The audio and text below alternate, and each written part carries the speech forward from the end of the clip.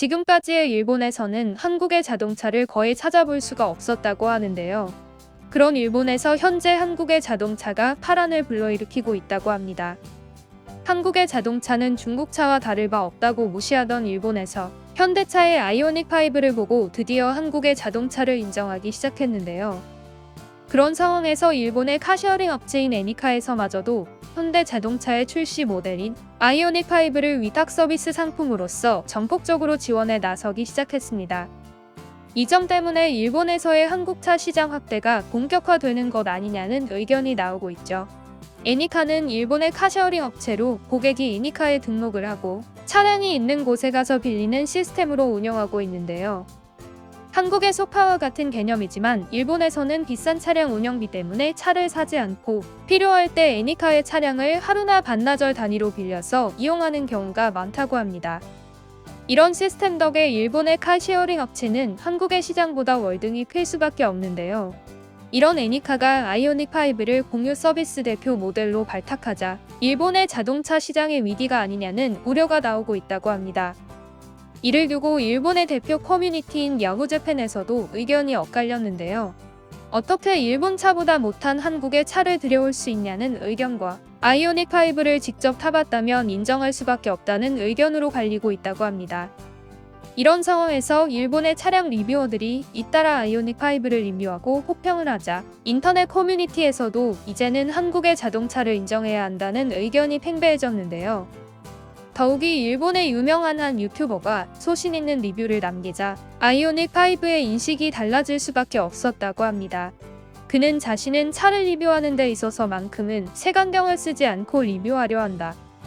그런 점에서 봤을 때 지금 타고 있는 현대자동차가 토요타, 닛산의 최신 모델보다도 우수하다는 점을 인정하지 않을 수 없다라며 솔직한 리뷰를 남겼습니다.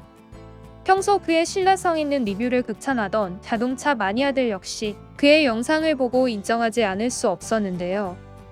아이오닉5가 연일 이슈가 되자 홋카이도나 후쿠오카 같이 먼 지역에서도 이 차를 직접 타보려고 오는 사람이 많다고 합니다. 야후재팬에서도 직접 타본 사람들은 한국차에 대한 편견이 깨졌다. 전기차에서만큼은 한국이 더 뛰어나다는 걸 받아들일 수밖에 없다. 도요타는 지금 뭘 하고 있나? 같은 의견을 남겼다고 합니다. 아이오닉5의 일본 판매 가격은 4,700에서 5,800만원 사이이지만 일본의 친환경 보조금 혜택을 받는다면 800만원가량을 더 싸게 살 수 있어 가성비만큼은 일본의 어떤 차도 못 따라온다고 하는데요. 이 점을 인증이라도 하듯 판매량이 점점 더 느는 추세라고 하죠. 현대차의 아이오닉5는 비단 일본뿐만 아니라 전 세계 각국에서도 호평 일색이라고 하는데요. 2022년 뉴욕 국제 오토쇼에서 열린 2022 월드카 어워즈에서 세계 올해의 자동차를 수상했다고 합니다.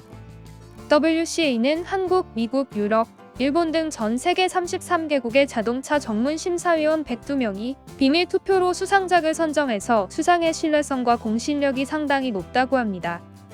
시상 부문은 총 6가지의 항목으로 구분되는데요.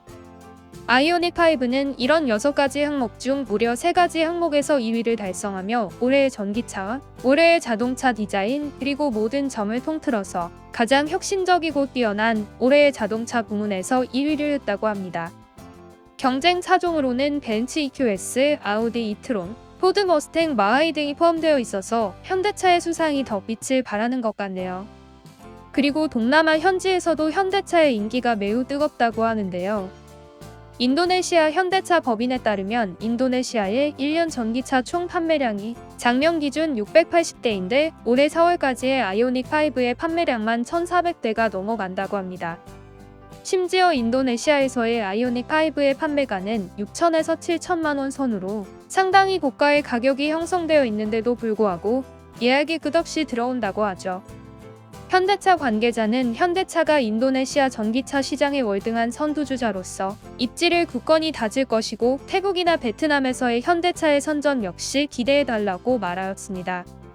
현대차는 2030년 글로벌 전기차 시장 점유율 12% 달성을 목표로 하며 경쟁 차종을 압도하는 신차를 출시하는 것은 물론이고 끝없는 연구개발과 투자로 반드시 이뤄낼 것을 목표로 하는데요. 앞으로의 성장이 더욱 기대가 되는 것 같습니다. 오늘은 세계 각지에서의 반응을 한번 살펴봤는데요. 이만 영상 마치며 구독과 좋아요 부탁드리겠습니다. 시청해주셔서 감사합니다.